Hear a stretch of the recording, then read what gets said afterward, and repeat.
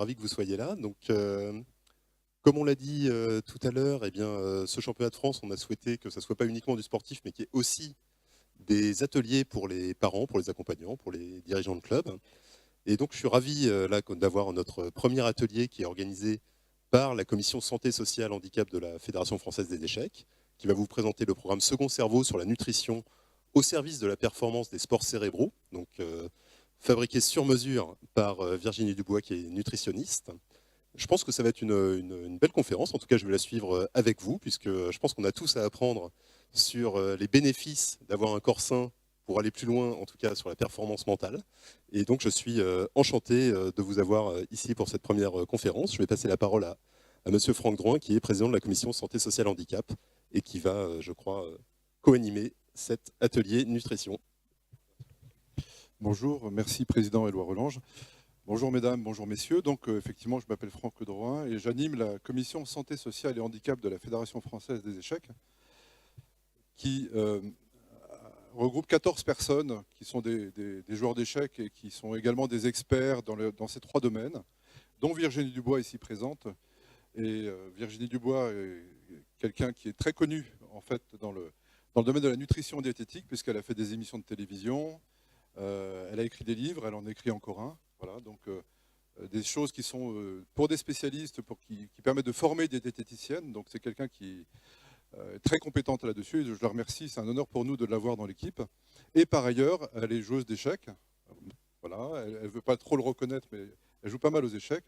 Et également, maman de 2 enfants qui jouent aux échecs et d'un mari qui joue aux échecs. Voilà, donc c'est une famille qui joue aux échecs. Et un petit rappel pour vous expliquer ce qu'est cette commission santé sociale et handicap que j'anime, qui est créée très récemment sur l'initiative de la Fédération française des échecs et de Éloi Relange en particulier, qui m'a demandé de la créer et de l'animer. L'objectif, c'est de participer aux grands enjeux de santé publique, aux grands enjeux autour du domaine social et du handicap, et au travers du jeu d'échecs, tant dans l'exercice en club, en tournoi, en ligne, de participer aux grands enjeux de santé et de société. Voilà, donc vous allez en entendre parler. Peut-être avez-vous vu pour certains une action remarquable que nous conduisons avec nos partenaires sur l'autisme, qui permet d'aider des jeunes autistes atteints de déficience du trouble autistique sévère de progresser grâce au rudiment du jeu d'échecs, l'apprentissage du rudiment du jeu d'échecs. Ça s'est lancé dans 4 centres spécialisés. Et aujourd'hui, alors je suis particulièrement ravi parce que c'est le deuxième programme qui est lancé parmi les 8. Hein, donc vous avez celui en haut à gauche, c'est sur l'autisme. Et puis on a un qui est vraiment très important, qui est ce qu'on a appelé deuxième cerveau. Deuxième cerveau, pourquoi? Parce que, comme vous le savez, notre estomac, nos intestins sont aussi importants pour la réflexion que la matière grise qu'il y a sous le capot. Voilà. Et donc, on a lancé ce programme qui a pour objectif de ne pas être négatif, bien au contraire, c'est d'entraîner l'ensemble des enfants et des parents, parce que vous pouvez en profiter aussi. On en a tous besoin, moi y compris, de participer à cette meilleure alimentation, meilleure hydratation, permettant de mieux jouer, de mieux vivre tout simplement. Voilà. Donc je vais m'arrêter là. N'hésitez pas à consulter sur le site de la Fédération française tout ce qui concerne nos programmes. On a besoin des clubs, on a besoin des joueurs, on a besoin des parents des joueurs, des ligues, des comités pour que ça fonctionne. Voilà. Donc mon rôle dans cette séquence, ça va être d'abord de laisser la parole à Virginie Dubois et ensuite d'animer, de vous laisser poser des questions. Ça va être interactif, ne vous en faites pas. On est là ensemble pour 1 heure et puis vous aurez des explications pour comment très concrètement, pendant le tournoi, pour vos enfants, pour vous, profiter de ce qui a été conçu spécifiquement pour ce tournoi prestigieux, Championnat de France des jeunes Agen 2022. Voilà. Virginie, je te laisse la parole.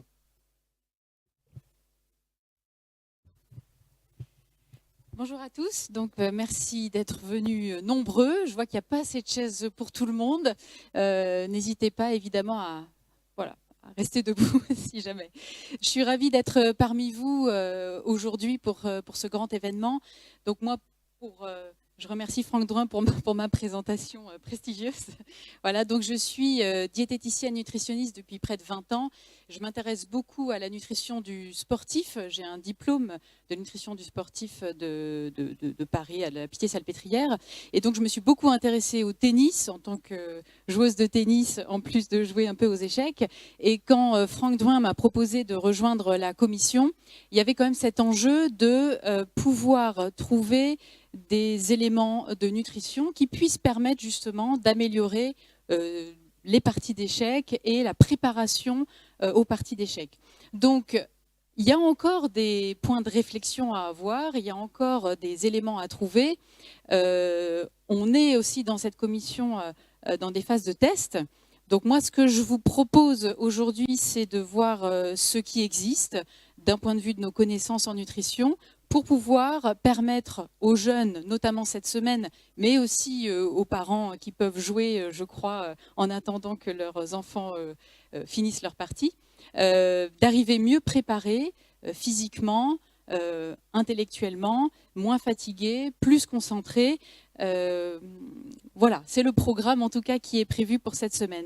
Donc on a mis en place, j'ai travaillé personnellement notamment sur une application qui permettra aux enfants et à vous également d'avoir accès tous les jours à des conseils pratiques, évidemment, avec des connaissances nutritionnelles qui se veulent plutôt accessibles à tous pour démarrer. Je serai ravie de pouvoir recueillir également vos avis, vos commentaires. Vous verrez dans l'application, il y a une partie chat qui permet de laisser des messages. Alors les messages me sont directement envoyés, personne d'autre ne les verra. Donc n'hésitez pas, lâchez-vous. En tout cas, tout ce qui me permettra également d'améliorer ce programme, qui est une première, hein, vraiment, et qui aura pour vocation d'être amélioré au fur et à mesure. Voilà, donc ce programme, c'est adapté aussi un peu à la dynamique de cette semaine, hein, c'est-à-dire que je commence le programme avec une partie sur quels efforts fournir au tout début pour pouvoir être performant. On sait qu'au fur et à mesure de la semaine, les enfants vont peut-être être un petit peu plus fatigués, peut-être être un peu plus stressés. Et donc, vous allez voir que le programme s'adapte avec, je crois, jeudi, une journée spéciale, comment éviter d'être moins fatigué. Voilà, donc la fatigue de fin de tournoi à gérer pour les enfants. L'enjeu aussi de parler de nutrition, c'est de pouvoir essayer d'adapter autant que possible mes conseils à la difficulté que peut-être vous rencontrez en étant une semaine en dehors de votre domicile, peut-être à l'hôtel, peut-être en location. Comment manger sainement quand on n'est pas chez soi? Voilà. Donc vous verrez dans cette application, il y a des conseils plutôt pratiques sur qu'est-ce qu'on achète au supermarché du coin pour ses enfants pour bien manger, pour peut-être trouver une alternative au sandwich pâté moelleux au chocolat. Voilà. Donc, très important, comment avoir accès au programme? Donc, ce programme, il est mis à disposition, vous avez un lien qui est mis à disposition sur le site de la Fédération française des échecs et du championnat de France des jeunes. Peut-être vous avez déjà vu, j'ai déjà reçu quelques inscriptions. Donc, vous pouvez très simplement consulter le programme en ligne et vous pouvez aussi demander à avoir accès à l'application. Donc, pour cela, il faut le nom, le prénom et une adresse email valide, en sachant que si vous souhaitez avoir un accès, par exemple, pour 3 enfants, il faut 3 adresses email différentes si vous voulez qu'eux puissent avoir accès sur un compte différent. Voilà. Donc, je précise qu'on peut avoir qu'une seule adresse email par nom. Voilà, ça c'est le point technique. À ce stade de la présentation, je vais faire une petite enquête. Qui parmi vous, levez la main, a intégré le fait que son enfant ou ses enfants jouent pendant une semaine, a intégré cela dans la programmation des repas? Il n'y a pas à certifier sur l'honneur, je vous en prie. Combien? Allez-y, levez la main, plus franchement, je suis un peu... Voilà, j'ai pas une très bonne vue, voilà. Très bien. Alors, madame, par exemple, quels sont les éléments que vous avez considérés? Je vais venir vous voir. Si. On a mis des féculents pour les repas de midi, pour qu'ils aient de l'énergie. On a préparé, ils ont des fruits pour le petit coup de barre de l'après-midi. Et le soir, on essaye de manger plutôt léger. Moi, j'y connais pas grand-chose, mais Virginie nous répondra. Madame, vous avez... C'était pareil. Une autre personne? Bon, voilà. Bon, écoutez, on y reviendra après. Mais en fait, on s'aperçoit quand même que dans l'assistance, il y a à peu près 10 comme ça, à vue de nez, 10% d'entre vous qui ont intégré cette dimension ô combien importante. Voilà. Donc, on peut espérer que l'année prochaine, au championnat de France d'Agen, à nouveau, on peut remercier la mairie d'Agen pour que l'année 2023, ça se passe ici. Peut-être il y aura 20-30% d'entre vous qui auront levé la main et peut-être certains d'entre vous grâce au travail qui a été fourni par Virginie. Alors, Virginie, première réaction sur ce qu'a dit madame? Ça fait plaisir. Je trouve que c'est très bien déjà d'y avoir pensé, d'avoir travaillé sur cette thématique qui est ô combien importante pour sa santé, bien entendu, mais aussi pour que les jeunes arrivent en étant prêts psychologiquement et physiquement à attaquer la partie. Les féculents sont évidemment indispensables. On le sait, le cerveau, il se nourrit de sucre, exclusivement de sucre. Et les féculents, quand on les mange, c'est du sucre qui se diffuse doucement, tranquillement, et qui permet au cerveau d'avoir donc du sucre suffisamment longtemps tout au long de la partie. Donc les féculents sont indispensables. Et puis, vous le verrez, on le sait, les légumes le sont tout autant pour apporter des vitamines, comme par exemple la vitamine C, qui est également indispensable pour la forme physique et mentale. Voilà. Merci. Donc ici, l'objectif, c'est de vous donner envie de télécharger l'application, de vous donner envie d'aller voir ce que j'ai préparé spécialement pour cette semaine. Et donc, vous avez un petit aperçu de comment va se présenter ce programme. Donc, comme je vous le disais, vous allez avoir chaque jour une thématique et des conseils pratiques alimentaires et nutritionnels. Vous pourrez tout regarder d'un seul coup. C'était une question que je m'étais posée, de peut-être essayer chaque jour qu'il y ait du contenu qui se débloque. Bon, techniquement, ce n'est pas évident, puisqu'en fait, on voit que d'autres enfants, les plus jeunes, vont commencer un peu plus tard. Voilà. Donc, vous allez avoir accès à tout d'un seul coup, mais peut-être ça peut être intéressant aussi d'aller respecter, entre guillemets, le suivi en découvrant une leçon ou une thématique nouvelle par jour. Donc, il y aura tout d'abord l'organisation des repas. Il est important de pouvoir respecter évidemment le rythme de la journée et de pouvoir respecter les repas. De manière assez logique, on peut imaginer que sauter un repas puisse être préjudiciable à une bonne concentration. Donc, autant que possible, il est nécessaire de pouvoir respecter le rythme de l'enfant. S'il avait l'habitude de ne pas faire de petit déjeuner tout au long de l'année, trouver, en tout cas ici, je vous ai proposé des éléments de petit déjeuner simples et pratiques à emporter si jamais il n'avait pas faim dès le réveil. Et surtout aussi de penser à prévoir des collations, des encas dans la matinée et dans l'après-midi pour pouvoir apporter de l'énergie régulièrement tout au long de la journée, notamment, donc on le disait, du sucre pour le cerveau. Ensuite, donc, vous allez avoir d'autres informations sur la concentration. La concentration qui, notamment, peut être importante alors, il y a différents facteurs, évidemment, qui peuvent jouer sur la concentration, mais on sait qu'il y a quelques éléments nutritionnels qui peuvent y contribuer et qui peuvent permettre aussi de limiter les effets du stress. On a le magnésium. On en entend souvent parler. Quels sont les aliments qui contiennent du magnésium, par exemple? Comment aussi satisfaire ses besoins en magnésium de la journée? Il y a des choses assez simples qui existent et qui sont pratiques à intégrer en collation. C'est le cas, par exemple, des pruneaux d'Agen, qui peuvent être un bon moyen à Agen d'optimiser son alimentation et de faire participer ce qui est disponible à proximité. Et puis, on a aussi ce qu'on appelle les fruits oléagineux qui servent à faire de l'huile, les amandes, les noisettes que vous pouvez acheter en face à Intermarché, un petit paquet que vous pourrez donner par petites portions aux enfants en collation, très riche en magnésium. pour optimiser les effets du stress. Et optimiser sa concentration, limiter les effets du stress. Voilà, donc ce que je vous propose au cours de cette intervention, c'est aussi surtout de répondre à vos questions. Peut-être vous avez des éléments plus importants sur lesquels vous souhaitez insister. Voilà, je ne sais pas si... Aujourd'hui, par exemple, quel est le repas que vous avez donné à vos enfants ce midi?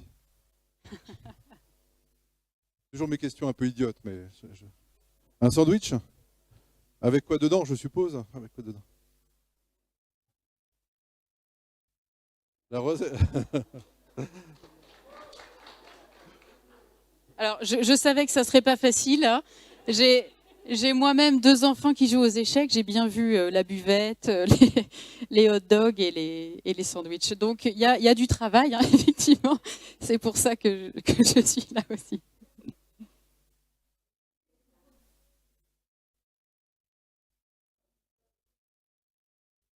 Dans les stands 2023, c'est sûr. Non, les choses, vous savez, on part de loin. Donc, les choses vont se mettre en place progressivement. On compte sur vous d'ailleurs. Parce que s'il y a la buvette, vous demandez pendant tout le tournoi, tiens, est-ce que c'est bien équilibré, etc. Bah, l'année prochaine, je pense que le restaurateur, le traiteur, il fera, voilà, il répondra à la demande assez équilibrée, oui. La question, elle est importante. En plus, le coût des aliments, le prix du blé va exploser dans les mois qui viennent, vous le savez. Le prix des aliments va augmenter. Est-ce qu'on peut quand même bien manger, Virginie, en n'explosant pas son budget alimentation? Oui, c'est aujourd'hui une question cruciale qui dépasse d'ailleurs effectivement le jeu des échecs. La question en nutrition, c'est comment bien s'alimenter sans trop dépenser. On sait que dans le cadre des maladies chroniques, ça touche souvent les populations aussi moins favorisées. Donc c'est la question à laquelle on s'intéresse et on sait que les aliments qui coûtent les plus chers ne sont pas forcément les aliments dont on a le plus besoin. C'est le cas de la viande, par exemple, du poisson, où c'est très important, et pour le cerveau, c'est très important de manger des protéines, de la viande et du poisson. J'en parle dans le programme, vous le verrez. Mais on sait aussi qu'en manger 2 fois par jour n'est pas forcément indispensable, voire pour les enfants, ça peut être beaucoup trop. Donc ça fait partie des informations qu'on donne pour réduire le budget alimentaire, qui peut être de ne manger de la viande qu'une seule fois par jour, midi ou soir, le midi étant le mieux puisqu'il y a la partie de l'après-midi, la ronde de l'après-midi qui permettra d'avoir des protéines pour le cerveau. Voilà, c'est un des éléments de réponse effectivement qu'on donne. Moi j'aime bien le chocolat. Est-ce que le chocolat est bon pour la concentration des enfants pour faire le tournoi d'Agen? Alors Franck, il aime bien me provoquer sur des questions. Alors, le chocolat, on en entend souvent parler comme un aliment qui peut être stimulant, anti-stress.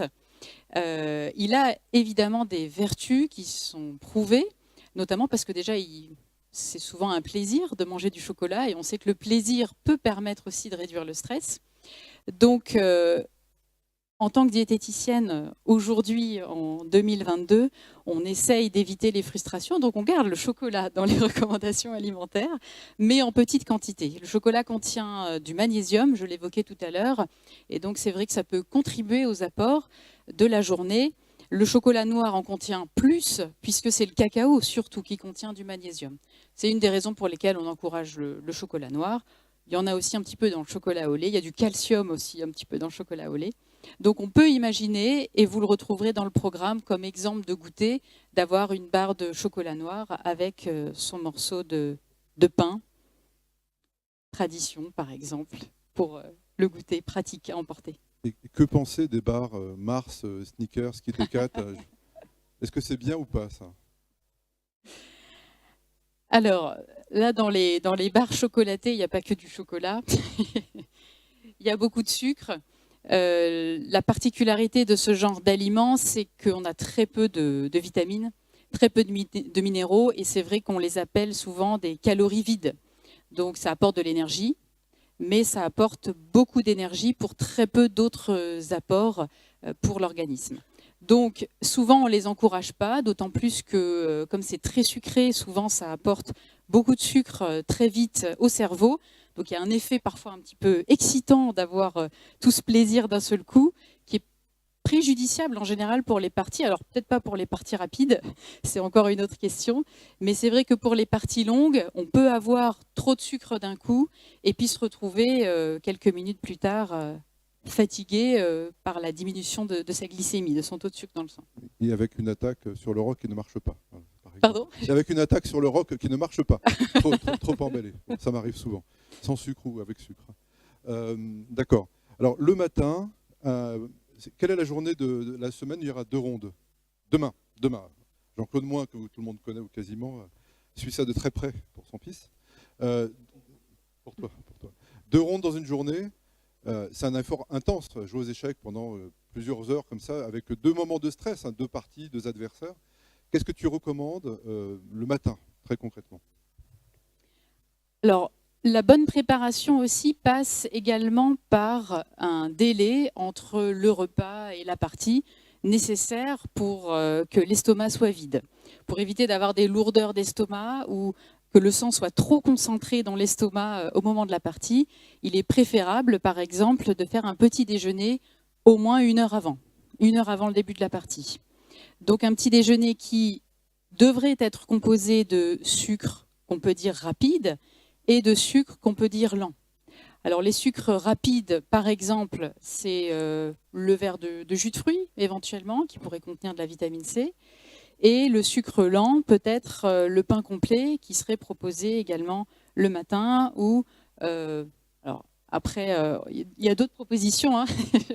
Je vois certaines personnes faire un peu la grimace, pain complet ou autre, il y a plein d'autres suggestions. Mais donc ce délai avant la partie est un élément important à prendre en compte pour arriver l'estomac vide, les intestins prêts à absorber le sucre qui a été consommé au moment du repas.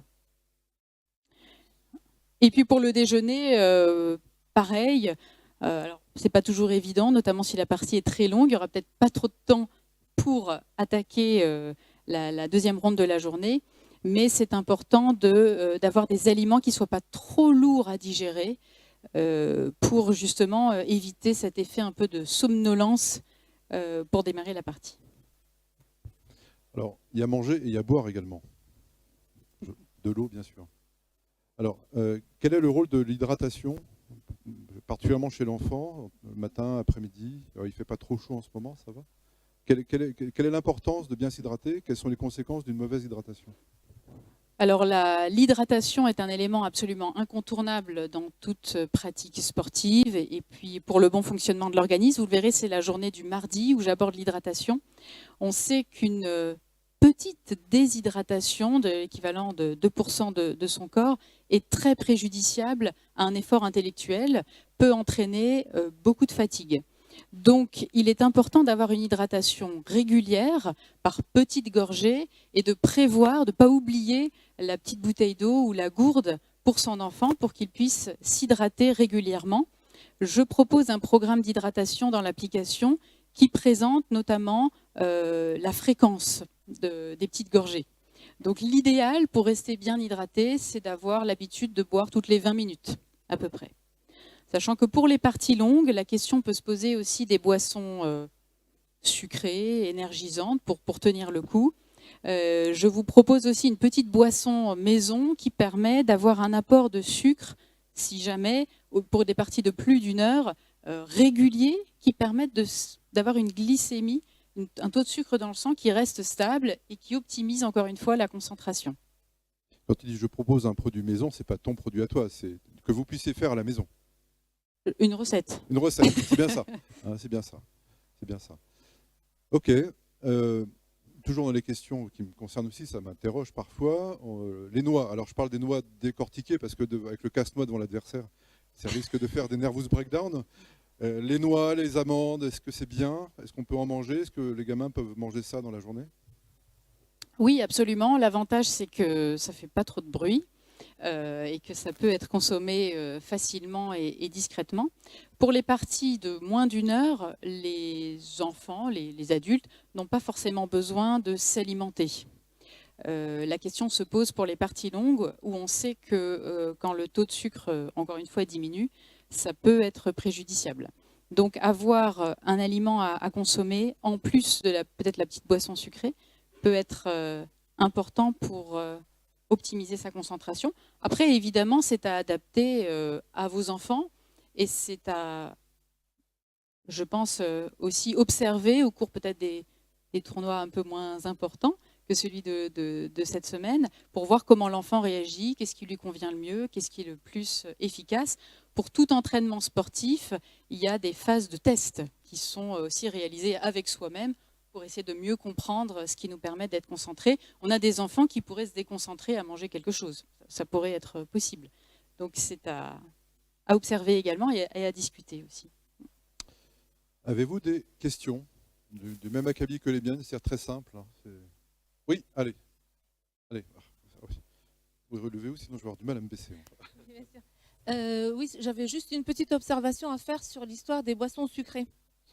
Parce que déjà, le fait de proposer, pour avoir une glycémie régulière, une boisson sucrée en continu ou presque, c'est comme si on négligeait complètement le rôle du foie et du pancréas qui régulent, eux, le taux de glycémie. Donc on n'a pas besoin d'être tout le temps en train d'absorber une boisson sucrée, d'une, d'autant plus que ça va baisser le taux de pH de la bouche, d'avoir un pH, le taux d'acidité, oui, donc on va avoir un pH très bas, acide, et ça va favoriser bien sûr l'apparition des caries.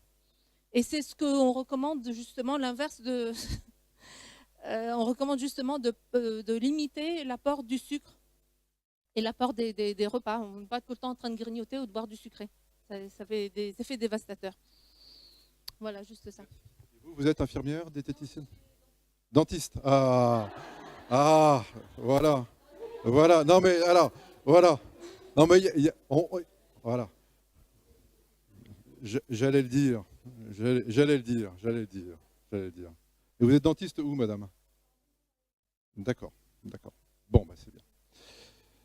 Alors, il y a des actions de prévention de la sécurité sociale sur le scellement des sillons, qui est très bien, je crois, pour prévenir les caries.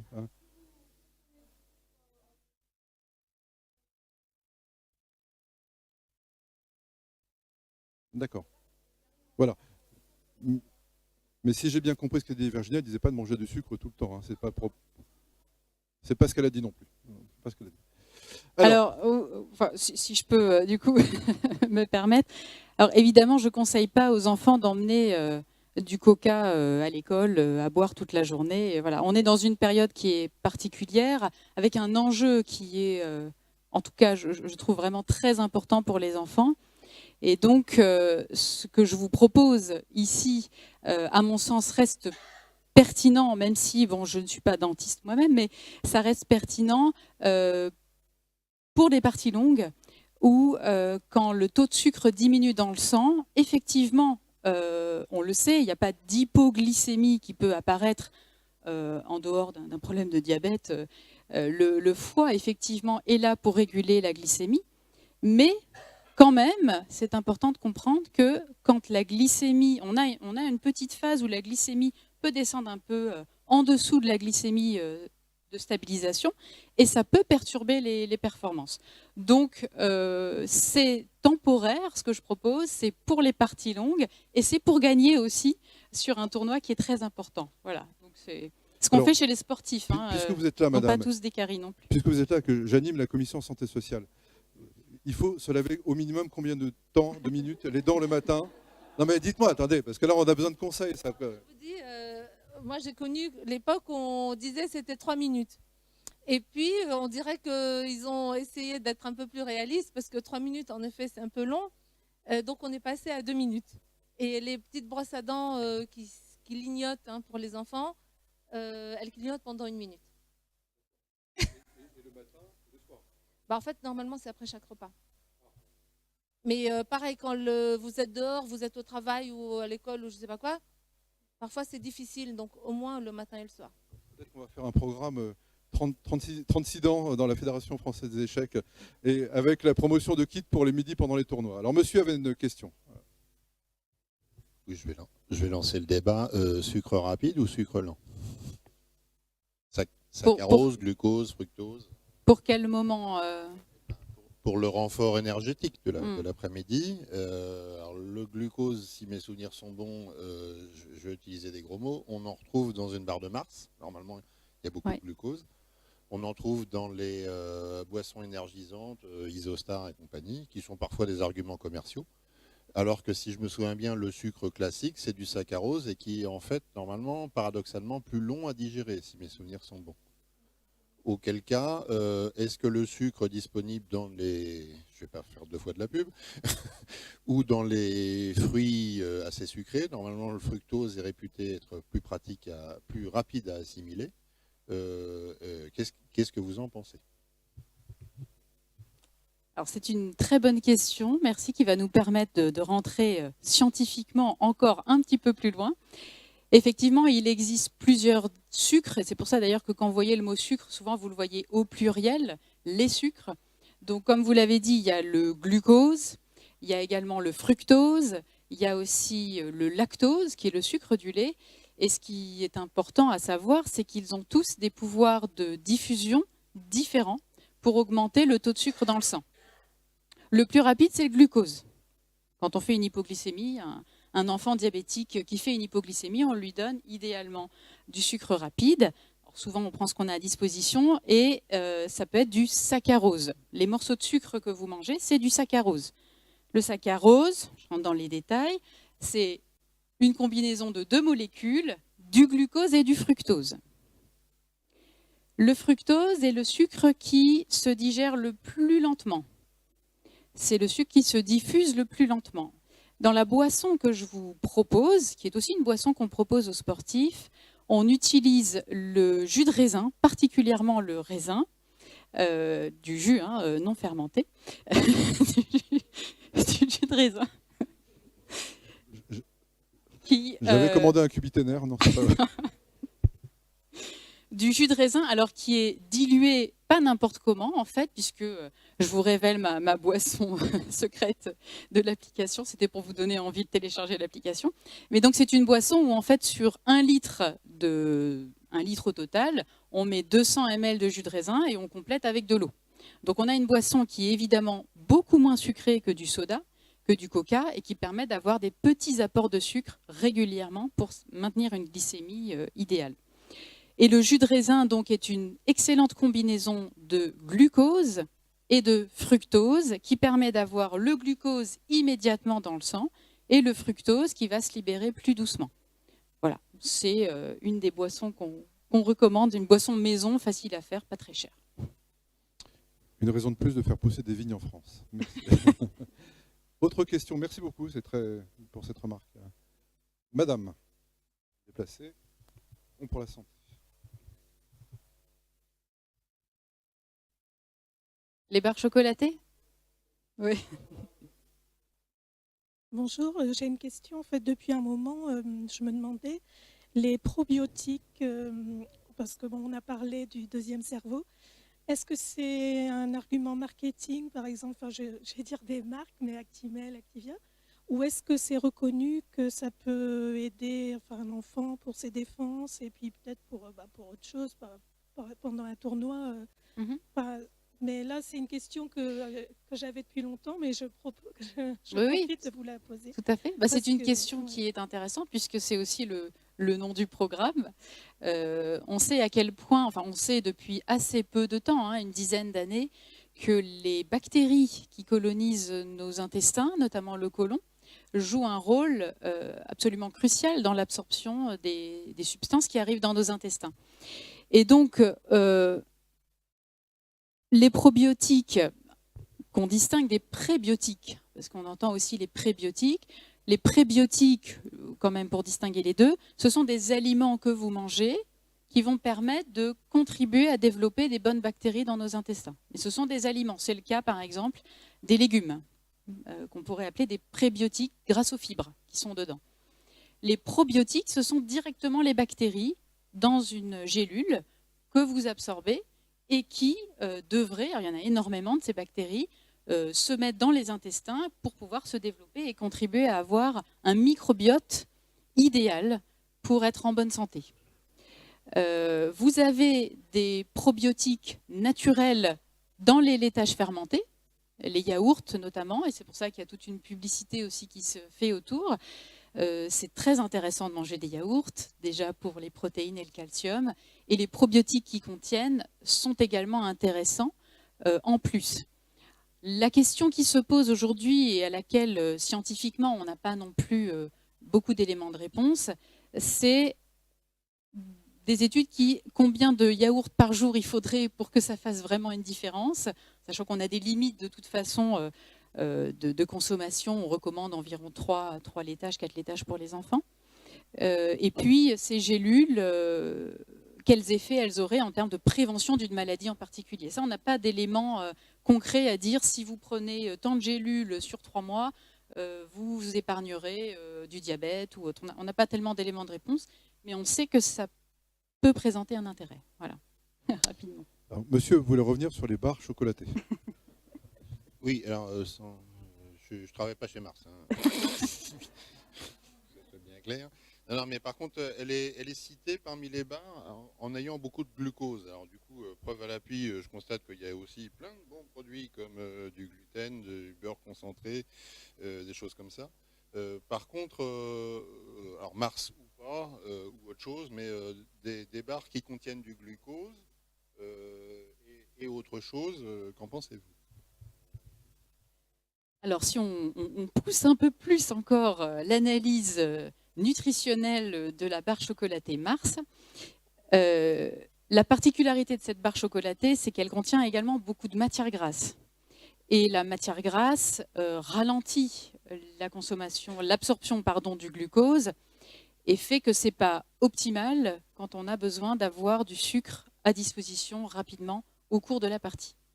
Donc, c'est peu recommandé en général, avec, comme je le disais tout à l'heure, un moindre intérêt concernant des vitamines, des minéraux que vous pourriez avoir dans d'autres produits.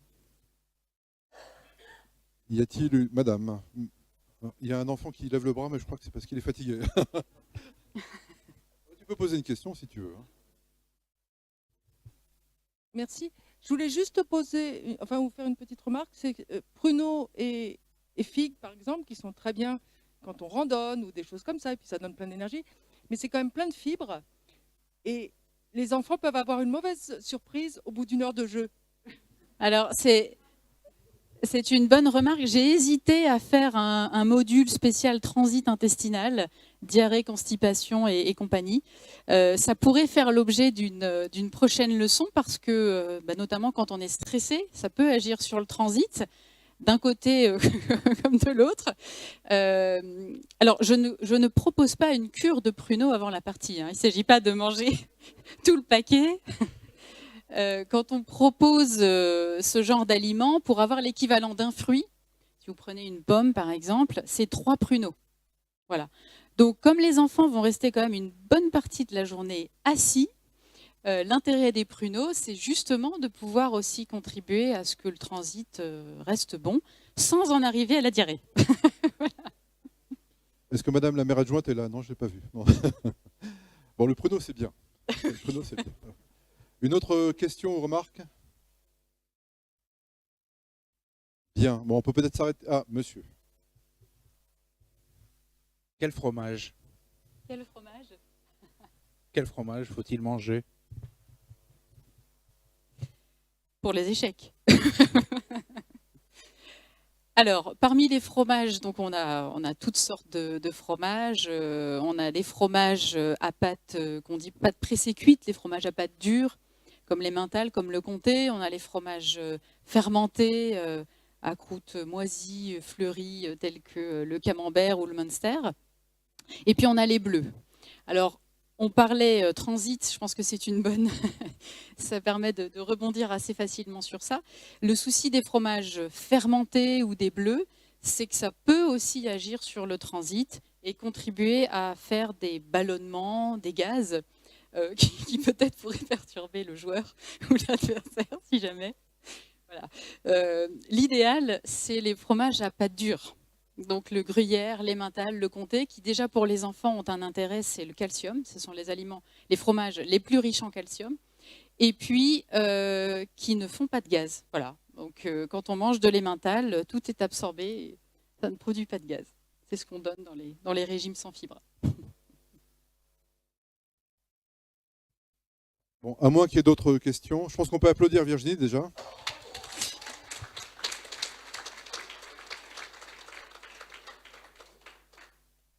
Jean-Claude. Du chocolat. Va courir un peu, Jean-Claude.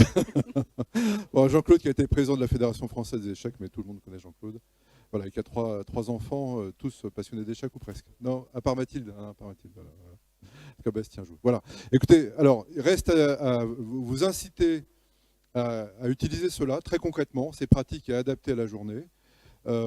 Soit via l'application du championnat de France des jeunes d'Agen, qui est une belle application, vous cliquez et ensuite vous arrivez sur cette page. Ou là, vous le suivez sur Internet avec votre téléphone, tout simplement, jour par jour, vous verrez, c'est simple. Soit vous téléchargez l'application, ce qui vous permet en plus, éventuellement, de poser des questions dans le chat à Virginie, des questions que vous avez posées là, mais qui vont être, j'allais dire, confrontées aux journées de tournoi.